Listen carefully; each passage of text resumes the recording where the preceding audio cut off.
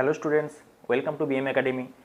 দেখো, আজকে আমরা চলতরিতে যে পার্টটা আলোচনা করব সেটা হচ্ছে তড়িৎ প্রবাহের তাপীয় ফল, এবং সাথে সাথে আমরা দেখে নেব যে তড়িৎ প্রবাহের তাপীয় ফল সংক্রান্ত বিজ্ঞানী জুল কি সূত্র দিয়েছিলেন, সেই জুলের সূত্র, এবং আমাদের বাস্তব দৈনন্দিন জীবনে এই তড়িৎ প্রবাহের তাপীয় ফলের কি প্রয়োগ রয়েছে সেগুলো আমরা আলোচনা করব। তো প্রথমেই আমরা বলি যে তড়িৎ প্রবাহের তাপীয় ফল বলতে, দেখো এই লেখাটা থেকে আমরা এটা বুঝতে পারছি যে যখন কোনো পরিবাহীর মধ্য দিয়ে তড়িৎ প্রবাহ হবে তখন তার ফলে নিশ্চয়ই কোনো তাপ উৎপন্ন হবে। তো সেটাই হচ্ছে তড়িৎ প্রবাহের তাপীয় ফল। জিনিসটা কী রকম দেখো, ধরো এটা একটা পরিবাহী। আমরা জানি যে কোনো পরিবাহীতে যখন ইলেকট্রন প্রবাহিত হয় তার জন্যই অ্যাকচুয়ালি কারেন্ট উৎপন্ন হয়, অর্থাৎ তড়িৎ উৎপন্নের জন্য বা তড়িৎ প্রবাহের জন্য অ্যাকচুয়ালি দায়ী হচ্ছে মুক্ত ইলেকট্রন। তো মুক্ত ইলেকট্রনগুলো যখন ফ্লো করবে পরিবাহীর এক প্রান্ত থেকে আরেক প্রান্তের দিকে বা এগিয়ে যাবে, তখন সেখানে ইলেকট্রন ছাড়াও পরিবাহীর মধ্যে আরও যে সমস্ত অন্যান্য কণাগুলো রয়েছে তারা কি করবে, তারা ক্রমাগত বাধা সৃষ্টি করতে থাকবে, এবং এই বাধাকে অতিক্রম করে কি হবে, ইলেকট্রনগুলো এগিয়ে যাবে। ফলস্বরূপ আমরা কি পাবো, ফলস্বরূপ আমরা যেটা পাবো সেটা হচ্ছে তড়িৎ প্রবাহ। তো এই তড়িৎ প্রবাহ হওয়ার সময় বাহ্যিক বা এই যে অভ্যন্তরীণ বাধাটা সৃষ্টি হলো, সেই বাধাটাকে কি বলা হয়ে থাকে, রোধ। তো এই রোধকে অতিক্রম করে তড়িৎ প্রবাহটা ঘটতে থাকে। তো দেখা যায় যখন তড়িৎ প্রবাহ হয় এই রোধকে অতিক্রম করে বা এই বাধাটাকে অতিক্রম করে, তখন এই পরিবাহীর যে ইলেকট্রনগুলো রয়েছে তাদেরকে কি করতে হয়, এই রোধের বিরুদ্ধে কিছু পরিমাণ কার্য করতে হয়। কারণ কার্য যদি না করে তাহলে এই রোধটাকে অতিক্রম করে বা বাধাটাকে অতিক্রম করে তড়িৎ প্রবাহিত হতে পারবে না। তো সেই জন্য এই যে কার্যটা করা হচ্ছে, তাই তড়িৎ শক্তির কিছুটা অংশ, যে পরিমাণ তড়িৎ শক্তিটা উৎপন্ন হলো সেই তড়িৎ শক্তির কিছুটা অংশ রূপান্তরিত হয় তাপ শক্তিতে, তাপ শক্তিতে রূপান্তরিত হয়। অর্থাৎ তড়িৎ শক্তি, এটা তাপ শক্তি লেখা আছে, তাপ শক্তিতে, তাহলে তড়িৎ শক্তি কিছুটা অংশ রূপান্তরিত হলো তাপ শক্তিতে। কখন, যখন কোনো পরিবাহীর মধ্য দিয়ে তড়িৎ প্রবাহ হবে। কেন, কারণ হচ্ছে গিয়ে কি না, উল্টো দিক থেকে যে পরিমাণ বাধাটা বা রোধটা আসছে তার কি অতিক্রম করতে গিয়ে যে কার্যটা করতে হচ্ছে, সেই জন্য কিছু পরিমাণ তড়িৎ শক্তি তাপ শক্তিতে রূপান্তরিত হচ্ছে। তাহলে এটুকু নিশ্চয়ই আমরা ক্লিয়ার হয়ে গেল আমাদের কাছে যে এই রোধ যত বেশি হবে তত বেশি কার্য করতে হবে আর তত বেশি তাপ শক্তি উৎপন্ন হবে। তাহলে যদি বলা হয় যে কোনো পরিবাহীর মধ্য দিয়ে উৎপন্ন তাপ, তড়িৎ প্রবাহ নয় কিন্তু উৎপন্ন তাপ কখন বৃদ্ধি হবে, যখন রোধ বৃদ্ধি হবে। Clear, 1 number point. 2 নাম্বার হচ্ছে আরেকটা জিনিস দেখো মাথার মধ্যে আমাদের এলো, যে যত বেশি সময় ধরে আমাদের তড়িৎ প্রবাহটা হতে থাকবে, ধরো 5 মিনিট, 10 মিনিট, 20 মিনিট, 30 মিনিট, যত বেশি সময় ধরে তড়িৎ প্রবাহ হতে থাকবে বাধাটাও তত বেশি পরিমাণ আসবে, অর্থাৎ রোধটাও তত বেশি পরিমাণ হবে সময়ের সাপেক্ষে। তাই সময়ের সাপেক্ষে উৎপন্ন তাপশক্তির পরিমাণটাও কিন্তু ধীরে ধীরে বাড়বে। এটা দেখো একটা সিম্পল জেনারেল কনসেপ্ট। আর 3 নাম্বারটা কি, 3 নাম্বার হচ্ছে এই তড়িৎ প্রবাহের মান যত বাড়াবো আমরা, অর্থাৎ যত বেশি তড়িৎ প্রবাহ আমরা এর মধ্য দিয়ে করব তত বেশি কি হবে, তত বেশি বাধাও আসবে বিপরীত দিক থেকে। সেই জন্য কি হবে, তত বেশি তাপশক্তি উৎপন্ন হবে। তাহলে প্রথমত আমরা একটা জিনিস দেখলাম, এই রোধটাকে যদি আমরা বাড়িয়ে ফেলি তাহলে তাপশক্তির মান বাড়ছে। সময় যদি বেশিক্ষণ ধরে প্রবাহিত করি বা সময়টাকে যদি বাড়িয়ে দিই তাহলেও তাপশক্তির পরিমাণ বাড়ছে। নাম্বার 3 যেটা বা 3 নাম্বার, তড়িৎ প্রবাহটাকে যদি আমরা বাড়িয়ে দিই, অর্থাৎ বেশি পরিমাণ যদি তড়িৎ প্রবাহ করি তাহলে তাপশক্তির পরিমাণটা বেশি হবে, কারণ তখন সেক্ষেত্রে বেশি পরিমাণ কার্য করতে হবে। তো এই 3টে কনসেপ্টের উপর ভিত্তি করে বিজ্ঞানী জুল একটা সূত্র দিয়েছিলেন, সেই সূত্রটাকে বলা হয়ে থাকে জুলের সূত্র। সেই 3টে সূত্রের যে গাণিতিক রূপ এবং প্রকাশ সেগুলো আমরা এবারে ডিসকাস করব। তো প্রথমেই বলি, নাম্বার 1 তিনি বলেছিলেন যে কোনো পরিবাহীতে উৎপন্ন তাপ, ঠিক আছে, কোনো পরিবাহীতে উৎপন্ন তাপ, তাপটাকে আমরা কি দ্বারা প্রকাশ করি, এইচ দ্বারা, ঠিক আছে। তার মধ্য দিয়ে যে তড়িৎ প্রবাহ মাত্রা হবে, তড়িৎ প্রবাহ মাত্রাকে আমরা কি দ্বারা ডিনোট করি, আই দ্বারা। তাহলে যে তড়িৎ প্রবাহ মাত্রা হবে তার বর্গের সাথে সমানুপাতিক। ক্লিয়ার? বেশ, তাহলে কোনো পরিবাহীতে উৎপন্ন তাপ তার তড়িৎ প্রবাহ মাত্রার বর্গের সাথে সমানুপাতিক, অর্থাৎ যখন তড়িৎ প্রবাহ মাত্রা যদি দ্বিগুণ করে দেওয়া হয় উৎপন্ন তাপ হয়ে যাবে 4 গুণ, তড়িৎ প্রবাহ মাত্রা যদি 3 গুণ করা হয় উৎপন্ন তাপ হয়ে যাবে 9 গুণ, ঠিক আছে, তার বর্গ। তাহলে আমরা এটাকে লিখতে পারি এইভাবে যে H proportional to I square, কারণ আমরা প্রত্যেকেই জানি যে তড়িৎ প্রবাহ মাত্রাকে কি দ্বারা প্রকাশ করা হয়? I দ্বারা। তবে হ্যাঁ, এখানে আমাদের যেটা খুব গুরুত্বপূর্ণ পার্ট, এটা ভুলে গেলে আমাদের পুরোপুরিভাবে মার্কসটা 0 হয়ে যাবে, সেটা হচ্ছে যে যখন আমরা H proportional to I square লিখলাম বা তাপ তখনই তড়িৎ প্রবাহ মাত্রার বর্গের সমানুপাতিক হবে যখন রোধ এবং সময় উভয়ই অপরিবর্তিত থাকবে।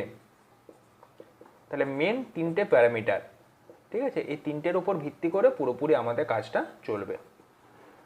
রোধ এবং সময় কি থাকবে? অপরিবর্তিত থাকবে, তখনই কিন্তু এই সূত্রটা প্রযোজ্য হবে। বোঝা গেছে? বেশ। নাম্বার 2, তিনি দেখলেন যে কোনো পরিবাহীতে উৎপন্ন তাপ তার রোধের সাথে সমানুপাতিক, অর্থাৎ রোধ যত বাড়বে বাধা তত বাড়বে, তত বেশি পরিবাহীকে কার্য করতে হবে রোধের বিরুদ্ধে, তত বেশি তাপ উৎপন্ন হবে। কিন্তু এখানেও সেই একই কন্ডিশন। দেখো, মেন 3টে প্যারামিটার, একটা I, একটা R, একটা T, এই 3টে মাথার মধ্যে ঢুকিয়ে যদি নিই আমরা, তাহলে প্রথমটাতে হলো H proportional to I square যখন R এবং T স্থির, দ্বিতীয়টাতে হবে H প্রপোর্শনাল টু R যখন I এবং T স্থির। I মানে প্রবাহ মাত্রা, আমরা প্রত্যেকেই বুঝতে পারছি নিশ্চয়ই, আর T মানে হচ্ছে সময়।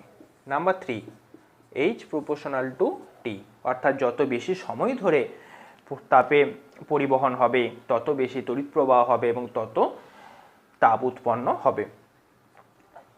তাহলে H প্রপোর্শনাল টু T যখন I এবং R স্থির, I এবং R স্থির, তবেই এই সম্পর্কগুলো এইভাবে প্রযোজ্য হবে। তো তিনি এই 3টে সূত্র দিয়েছিলেন, খুব সহজ এবং 3টি সূত্র। তোমরা কিভাবে বলবে পরীক্ষার সময়? দেখো, এটা মুখস্থ করারও দরকার নেই, তোমরা শুধুমাত্র এই টার্মটা মনে রেখে দেবে। এখান থেকে যেটা আসছে I square R T, H proportional to I square R T, অর্থাৎ এইভাবে বলবে কোনো পরিবাহীতে উৎপন্ন তাপ, ঠিক আছে, তার প্রবাহ মাত্রার সাথে সমানুপাতিক যখন R এবং T স্থির। R এবং T এর জায়গাতে তোমরা ভাষাতে লিখবে যখন পরিবাহী রোধ এবং সময় স্থির। 2 নম্বর সূত্র, কোনো পরিবাহীতে উৎপন্ন তাপ তার রোধের সাথে সমানুপাতিক যখন প্রবাহ মাত্রা এবং সময় স্থির বা ধ্রুবক। 3 নম্বর, কোনো পরিবাহীতে উৎপন্ন তাপ তার সময়ের সাথে সমানুপাতিক যখন প্রবাহ মাত্রা এবং রোধ কি স্থির। এইভাবে 3টে সূত্র লিখলে তার নিচে নিচে 3টে গাণিতিক রূপ লিখবে, সেখান থেকে আমরা পেয়ে যাব H proportional to I square R T. Clear? বেশ, এবারে এই প্রপোর্শনাল চিহ্নটা যদি আমরা তুলে দিই তাহলে চলে আসবে সমান চিহ্ন বাই জে। এই যে জেটা এলো বা 1 জেটা এলো, এই জেটা হচ্ছে একটি ধ্রুবক। যেটা কি রাশি? জেটা হচ্ছে ধ্রুবক রাশি। ব্যাপারটা ক্লিয়ার হয়েছে? বেশ, এই জেকে বলা হয়ে থাকে তাপের যান্ত্রিক তুল্যাঙ্ক। এই জেটার অপর একটা নাম হলো তাপের যান্ত্রিক তুল্যাঙ্ক। এই জেটাকে বলা হয়ে থাকে তাপের যান্ত্রিক তুল্যাঙ্ক। ঠিক আছে, তাহলে আমরা যেটা বুঝলাম সেটা হচ্ছে তাপের যান্ত্রিক তুল্যাঙ্ক, যে এই সমান চলে এলো I square R T by J. এবার আমরা দেখে নেব যে এই জের মান কি। খুব সহজভাবে বলে রাখছি, এটা কনফিউশন হওয়ার কিছু নেই। তোমরা কিভাবে মনে রাখবে জিনিসটা একটু দেখে নাও। H সমান I square R T by J, এটা লিখলাম। এবারে প্রথমে মনে রাখবে এসআই পদ্ধতি। এসআই পদ্ধতিতে জে সমান 1, তাহলে H সমান কত হয়ে যাবে? I স্কোয়ার আর টি। হয়েছে? বেশ, H মানে কি? তাপ। তাপের এসআই পদ্ধতিতে একক কি? জুল। তাহলে আমরা এটা লিখব I square R T joule. তাহলে আমাদের একটা পার্ট বেরিয়ে গেল। এবারে আমরা সিজিএস এর মানটা বের করব। সিজিএস পদ্ধতিতে H সমান কত হবে? দেখো, সিজিএস পদ্ধতিতে তাপের একক হচ্ছে কি? ক্যালোরি। তাহলে সিজিএস পদ্ধতিতে আমাদের মানটা ক্যালোরিতেই বের করতে হবে, আমরা জানি যে 1 ক্যালোরি সমান 4.2 জুল, তাহলে আমরা লিখতেই পারি 1 জুল সমান 1/4.2 ক্যালোরি। আশা করি এখানটাতে কারোর অসুবিধা হওয়ার কথা নয়, এটা আমরা ক্লাস 7-8 থেকে জেনে আসছি। বেশ, তাহলে এই যে জুলের মানটা বের করেছি, এটাকে যদি আমরা ক্যালোরিতে কনভার্ট করি তাহলে কি করতে হবে, 1/4.2 দিয়ে গুণ করতে হবে, অর্থাৎ এর মানটা হয়ে যাবে I² RT ইন্টু 1/4.2, মানে এই মানটা এত ক্যালোরি। ব্যাপারটা ক্লিয়ার হয়েছে? বেশ, তাহলে আমরা দেখতে পাচ্ছি এসআই পদ্ধতিতে জে এর মান 1 হলো, সিজিএস পদ্ধতিতে জে এর মান হলো 4.2। তোমাদের এত কিছু ঝামেলাতে জড়ানোর দরকার নেই, তোমরা শুধুমাত্র এই ফরম্যাটে জিনিসটা মনে রাখবে।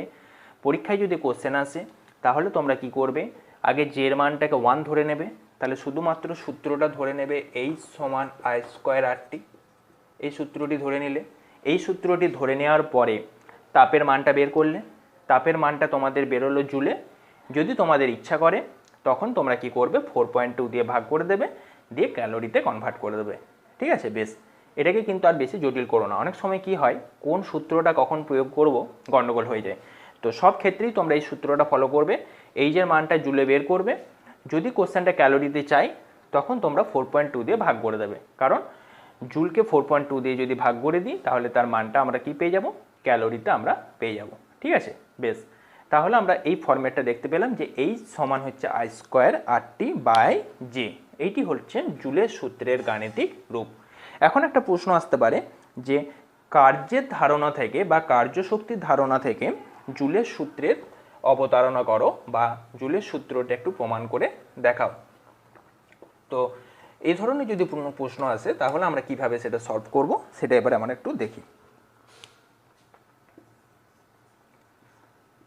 ধরো এটা একটা বর্তনী আমরা ড্র করলাম, যেখানে এটা হচ্ছে কি ভি অর্থাৎ বিভব পার্থক্য, এর মধ্য দিয়ে কী যাবে, কারেন্ট যাবে, এখানে রেজিস্ট্যান্স আর রাখলাম, এই দুটো পয়েন্ট এ এবং বি আমরা রাখলাম। তাহলে সিম্পলভাবে আমরা এটা একটা তড়িৎ বর্তনীর ছবি আমরা ড্র করলাম, এটা নিশ্চয়ই বোঝার কোনো অসুবিধা নেই। বেশ, এখন এই দুই প্রান্তের যে বিভব পার্থক্য, ধরি এই প্রান্তটাকে আমরা যদি এ ধরি এবং এটাকে যদি আমরা বি ধরি, তাহলে এদের যে বিভব পার্থক্য, সেই বিভব পার্থক্যটা হবে VA মাইনাস VB সমান ভি ধরে নিচ্ছি। এই যে ভি দেওয়া আছে এটাকে আমরা ভি ধরে নিচ্ছি, বেশি কিছু ভাবছি না। আচ্ছা, তাহলে বিভব পার্থক্য হলো আমাদের কি ভি। এখন আমরা দেখো ক্লাসের প্রথম দিকেই বলেছিলাম বা ভিডিওগুলোর একদম প্রথম দিকে একটা জিনিস বলেছিলাম যে বিভব পার্থক্য কাকে বলে, কোনো একক পরিমাণ আধানকে নিয়ে আসার জন্য, তড়িৎ ক্ষেত্রের এক বিন্দু থেকে অপর বিন্দুতে নিয়ে আসার জন্য যে পরিমাণ কার্য করতে হয় সেটাই হচ্ছে কিন্তু বিভব পার্থক্য। তাহলে আমরা সেই কনসেপ্ট থেকে লিখতে পারি ভি সমান W/Q। এটা দেখবে আগেও আমরা আলোচনা করেছি যে ভি সমান হচ্ছে W/Q, যেখানে কিউ হচ্ছে মোট আধানের পরিমাণ। তাহলে কিউ দিয়ে ভাগ করে দিলেই একক আধান হয়ে যাচ্ছে, অর্থাৎ একক আধানকে নিয়ে আসার জন্য যে পরিমাণ কার্য করতে হয় সেটাই হচ্ছে তার বিভব পার্থক্য তড়িৎ ক্ষেত্রের এক বিন্দু থেকে আরেক বিন্দুতে। এখানে আমরা ধরে নিতে পারি এ বিন্দু থেকে বি বিন্দুতে। তাহলে এই যে VA মাইনাস VB অর্থাৎ এই VA শব্দের অর্থ হলো এ বিন্দুর বিভব VA, বি বিন্দুর বিভব VB, এদের পার্থক্য V। এই ভিকে আমরা কার্যের ধারণা থেকে লিখতে পারি V সমান হচ্ছে W/Q, বা এটাও আমরা লিখতে পারি যে W সমান V ইন্টু কিউ। লেখা যেতেই পারে যে V সমান যদি W/Q হয় তাহলে W সমান হবে V/Q। এবারে দেখো যে একটা জিনিস আমরা যেটা জানি, তাহলে পরে আমরা জানি যে Q সমান হচ্ছে IT, এটা কিন্তু আমরা পুরোপুরিভাবে জানি। বেশ, তাহলে আমরা লিখতেই পারি যে Q সমান I ইন্টু টি, অর্থাৎ প্রবাহ মাত্রা ইন্টু সময়। মনে রাখতে বলেছিলাম, কুইট মনে রাখলে এটা মনে থেকে যাবে। তাহলে W সমান V into I into T. এতটা অবধি ক্লিয়ার হলো যে W সমান V into I into T, বোঝা গেছে? বেশ, আবার এই যে V, এই V সমান আমরা জানি I ইন্টু আর, কার সূত্র থেকে, ওহমের সূত্র থেকে। তাহলে পুরো জিনিসটা আমরা পেয়ে গেলাম এরকম, W সমান I² RT। এতটা অবধি নিশ্চয়ই বোঝার কোনো অসুবিধা নেই। তাহলে এই যে ডাব্লুর মানটা পেলাম I² RT, তাহলে এটা হলো কার্য, তাই তো? এবারে একটু আগে আমরা যেটা দেখলাম যে যে তাপটা উৎপন্ন হচ্ছিল সে তাপটা কোথা থেকে উৎপন্ন হচ্ছিল, কোনো পরিবাহীতে ইলেকট্রনগুলো যাচ্ছিল, বিপরীত দিক থেকে বাধা বা রোধ আসছিল, তার এগেনস্টে কিছু কার্য করতে হচ্ছিল, কার্যের জন্যই তাপটা উৎপন্ন হচ্ছিল। তাই আমরা লিখতেই পারি যে তাপ এইচ সমান ডাব্লু বাই জে। তোমরা এই ইকুয়েশনটাও দেখবে ক্লাস 8-এ পড়েছো বা 7-8-এ পড়েছো যে ডাব্লু সমান জে এইচ, মনে পড়ছে? বেশ, তাহলে এখানে আমরা যেটা লিখলাম যে এইচ সমান হচ্ছে ডাব্লু বাই জে। এবারে ডাব্লুর মানটা দেখো আমরা একটু আগেই বের করলাম, I square R T by J. দেখো এটা আমাদের জুলের সূত্র কিন্তু প্রমাণিত হয়ে গেল। অর্থাৎ এইচ সমান I square R T by J, এটা কিন্তু আমরা কার্যের ধারণা থেকেও পেয়ে গেলাম। অর্থাৎ যে কার্যটা করা হলো বা কৃতকার্যটা, সেই কৃতকার্যটাই পরিবাহীর অভ্যন্তরীণ শক্তি বা তাপ শক্তি হিসাবে নির্গত হলো, এবং সেই জন্যই আমরা লিখতে পারি এইচ সমান হচ্ছে ডাব্লু বাই জে, যেখানে জে মানে তাপের যান্ত্রিক তুল্যাঙ্ক, সমান I square R T by J. এখন যদি এসআই পদ্ধতির কথা আমরা ভেবে নিই তাহলে কি হবে, জে এর মানটা 1 হয়ে যাবে, তাহলে এইচ সমান হয়ে যাবে ডাব্লু সমান হয়ে যাবে আই স্কোয়ার আর টি, মানটা তখন কিসে বেরোবে, জুলে বেরোবে। ঠিক আছে, বেশ। এবার আমরা যেটা দেখব যে এই যে তড়িৎ প্রবাহের তাপীয় ফল, এই তড়িৎ প্রবাহের তাপীয় ফলের বাস্তব জীবনে আমাদের কি প্রয়োগ রয়েছে সেগুলো সম্পর্কে এবার আমরা একটু আলোচনা করব। দেখো এখানে আমরা ইলেকট্রিক ইস্ত্রি, বৈদ্যুতিক বাল্ব, বৈদ্যুতিক হিটার এবং বৈদ্যুতিক ফিউজ, এই চারটে বাস্তব বা দৈনন্দিন জীবনে প্রয়োজনীয় যে তড়িৎ প্রবাহের তাপীয় ফলের প্রয়োগ, সেগুলো সম্পর্কে আমরা এবার আলোচনা করব। তো প্রথমেই আমরা আসি ইলেকট্রিক ইস্ত্রিতে। তো ইলেকট্রিক ইস্ত্রি মধ্যে যে তারটা থাকে সেই তারটা কিসের তৈরি হয়, নাইক্রোম। তোমাদের এখান থেকে শর্ট কোশ্চেন আসতে পারে যে ইলেকট্রিক ইস্ত্রিতে কোন ধাতুর তার ব্যবহার করা হয়। আমরা অ্যান্সার কি দেবো, অ্যান্সার হবে নাইক্রোম। সেটা কি দ্বারা তৈরি, লোহা, নিকেল এবং ক্রোমিয়াম। এটা মনে রাখার দেখো আরও একটা সুবিধা রয়েছে, দেখো নাইক্রোম, নাইক্রোম মানে কি, এনআই, ক্রোম CLOME, অর্থাৎ নামটার মাধ্যমে আমরা বুঝতে পারছি যে নিকেল আর ক্রোমিয়াম এই দুটো কিন্তু এর মধ্যে বর্তমান রয়েছে। পাশাপাশি লোহা তো থাকতেই হবে, তা না হলে ওটা তৈরি হবে না যৌগটা। বেশ, এবারে এটা কেমন করা হয়, উচ্চ রোধাঙ্ক এবং উচ্চ গলনাঙ্ক বিশিষ্ট। কেন, কারণ হচ্ছে বৈদ্যুতিক ইস্ত্রির মধ্য দিয়ে দেখবে কি করা হয়, তড়িৎ প্রবাহ হয়। এবারে যদি সেটা উচ্চ রোধাঙ্ক বিশিষ্ট করি তাহলে আমরা একটু আগে দেখতে পেলাম যে উচ্চ রোধাঙ্ক বিশিষ্ট হলে বা রোধ বেশি হলে তাপের পরিমাণটা বেশি হয়, উৎপন্ন তাপের পরিমাণ বেশি হয়। এটা আমাদের কাছে ক্লিয়ার হয়েছে।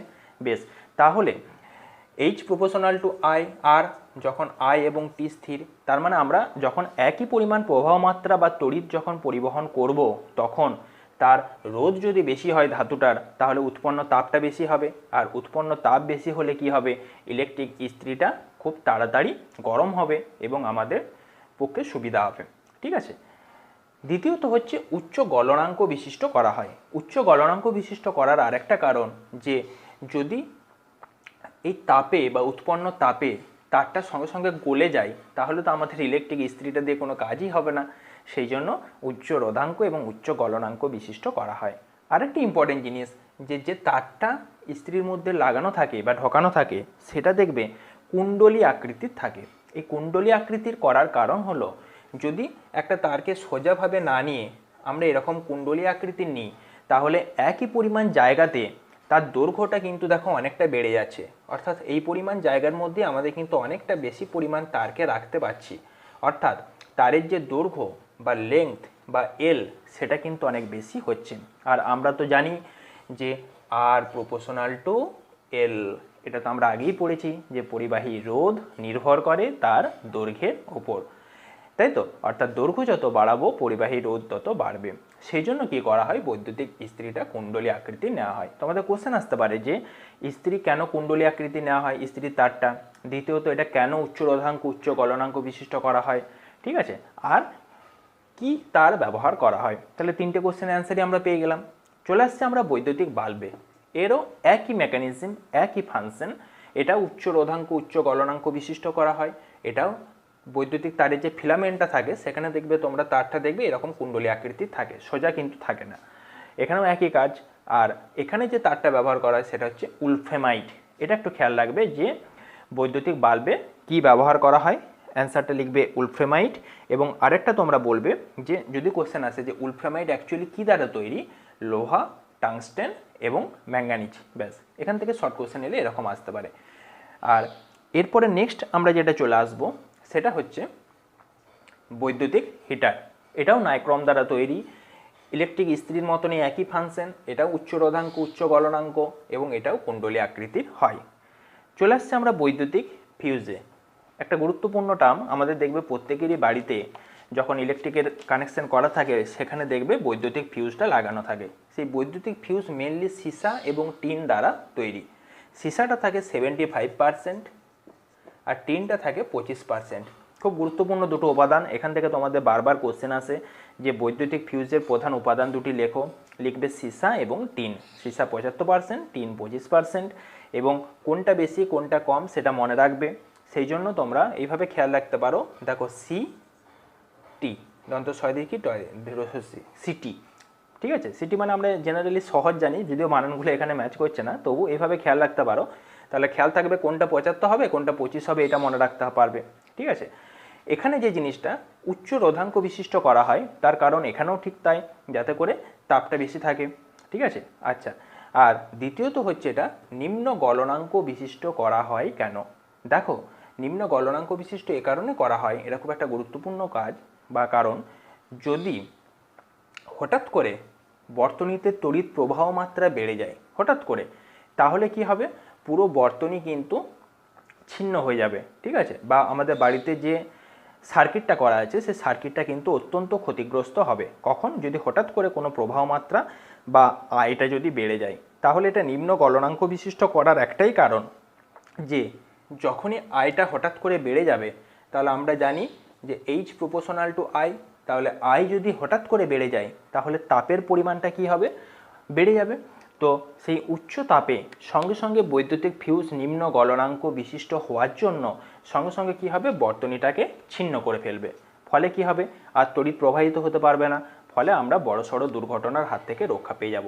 এখান থেকে খুব ইম্পর্টেন্ট একটা প্রশ্ন আসে যে এটাকে বৈদ্যুতিক ফিউজকে নিম্ন গলনাঙ্ক বিশিষ্ট করা হয় কেন? আগের তিনটে তো দেখো উচ্চ গলনাঙ্ক বিশিষ্ট হলো, কিন্তু এটাকে কেন নিম্ন গলনাঙ্ক বিশিষ্ট করা হয়? তার কারণ হচ্ছে যে যদি আমরা এটাকে নিম্ন গলনাঙ্ক বিশিষ্ট না করি, তাহলে হঠাৎ করে যদি বৈদ্যুতিক লাইনে কোনো তড়িৎ প্রবাহ বেড়ে যায় হঠাৎ করে, বা যদি যেটাকে আমরা বলি শর্ট সার্কিট, যদি শর্ট সার্কিট হয়, তাহলে ফিউজ তারের মধ্য দিয়ে প্রবাহ মাত্রা বেড়ে যাওয়ার ফলে প্রচুর তাপ উৎপন্ন হবে, কারণ আমরা জানি এইচ প্রপোর্শনাল টু আই। তাহলে সেই তাপে ফিউজ তারটা গলে যাবে, দিয়ে লাইনের যে সংযোগ সেই সংযোগকে বিচ্ছিন্ন করবে, ফলে বড়সড় দুর্ঘটনা ঘটার হাত থেকে রক্ষা পাবো, ঠিক আছে। বেশ, তাহলে জিনিসটা খেয়াল থাকবে কোশ্চেনটা। আচ্ছা, এই যে আমরা একটা জিনিস বললাম এবারে যে হঠাৎ করে প্রবাহ মাত্রা বেড়ে যাওয়া, এই জিনিসটা কি? দেখো, প্রবাহ মাত্রা বেড়ে যাওয়া বলতে প্রত্যেকটা ফিউজ তারের এক একটা নির্দিষ্ট ক্যাপাসিটি আছে, যার ওপরে যদি প্রবাহ মাত্রা হয় তখনই কিন্তু সেই বর্তনীটা তখন ছিন্ন হয়ে যাবে, বা বর্তনীটা তখন গলে যাবে, বা সেই তাপটা তখন আর সহ্য করতে পারবে না। তো একটা নতুন টার্ম আমরা শিখব যে ওই যে সর্বোচ্চ প্রবাহ মাত্রার সীমাটা, বা যে প্রবাহ মাত্রার ওপরে গেলে ফিউজ তার গলে গিয়ে বর্তনীকে ছিন্ন করে দেয়, সেটাকে আমরা বলবো যে ফিউজ তারের প্রবাহ মাত্রা রেটিং। তাহলে কোশ্চেন আসতে পারে যে ফিউজ তারের প্রবাহ মাত্রা রেটিং, বা রেটিং বলতে আমরা কি বুঝি, এটা বুঝে দিই। রেটিং বলতে আমরা বুঝি যে নির্দিষ্ট প্রবাহ মাত্রার ওপরে তড়িৎ প্রবাহ গেলে বর্তনী সঙ্গে সঙ্গে ছিন্ন হয়ে যায়, সেটাকে আমরা বলবো তার প্রবাহ মাত্রা রেটিং। এখান থেকে একটা খুব ইম্পর্টেন্ট প্রশ্ন আসতে পারে যে কোনো ফিউজ তারের প্রবাহ মাত্রা রেটিং 5 অ্যাম্পিয়ার, এ শব্দের অর্থ অ্যাম্পিয়ার। 5 অ্যাম্পিয়ার বলতে কি বোঝো? আমরা জানি প্রবাহ মাত্রার একক হচ্ছে অ্যাম্পিয়ার, সেই জন্য 5 অ্যাম্পিয়ার লিখেছি ধরো। তাহলে আমরা জেনারেলি এটা বলবো খুব সহজেই যে কোনো ফিউজ তারের প্রবাহ মাত্রা রেটিং 5 অ্যাম্পিয়ার বলতে বোঝায় যদি কোনো কারণে বর্তনীর মধ্য দিয়ে 5 অ্যাম্পিয়ারের বেশি তড়িৎ প্রবাহিত হয়, তাহলে ফিউজ তারটি গলে গিয়ে বর্তনী ছিন্ন করবে এবং আমাদের দুর্ঘটনার হাত থেকে রক্ষা করবে, ঠিক আছে। তাহলে খুব ইম্পর্টেন্ট টার্ম একটা শিখলাম যে প্রবাহ মাত্রা রেটিং কাকে বলে। আমরা শিখলাম যে কেন এটাকে নিম্ন গলনাঙ্ক বিশিষ্ট করা হয়, কেন ফিউজ তারগুলোকে বা সমস্ত তারকে কুণ্ডলী আকারে রাখা হয়, ঠিক আছে। এবং আমরা শিখলাম যে প্রত্যেকটার উপাদান কী কী।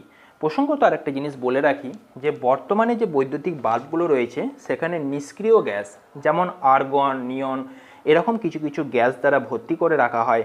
তার কারণটা হচ্ছে যে আগে এটাকে 22 করে রাখা হতো, কিন্তু দেখা যেত যে কিছুদিন পরই বাল্বগুলোর বাইরে যেরকম আমাদের কুয়াশা বা যেরকম দেখা যায় সেরকম বাল্বটা গায়ের চারদিকটা একটা অস্পষ্ট হয়ে যেত, মানে বাল্বের মধ্যে একটা জলীয় বাষ্প তৈরি হতো।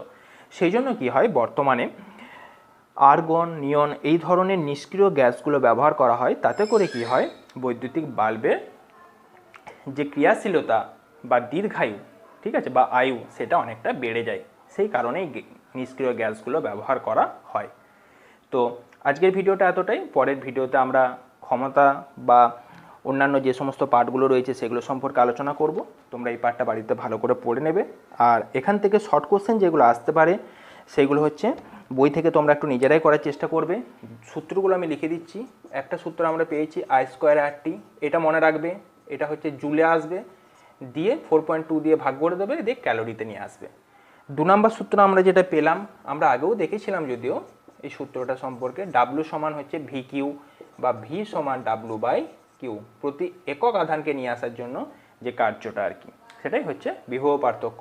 আর এটা হচ্ছে W মানে কার্য, Q মানে হচ্ছে আধান। আরেকটা জিনিস আমরা পেয়েছি, Q সমান হচ্ছে IT, যেখানে I মানে প্রবাহ মাত্রা, Q মানে মোট আধান, আর T মানে সময়। প্রবাহ মাত্রার ডেফিনেশন অলরেডি আমরা পড়েছি, তাই না? বেশ, ঠিক আছে, আজকের ভিডিওটা এতটাই। তোমরা বাড়িতে পড়াশোনা করো। ওকে, থ্যাংক ইউ।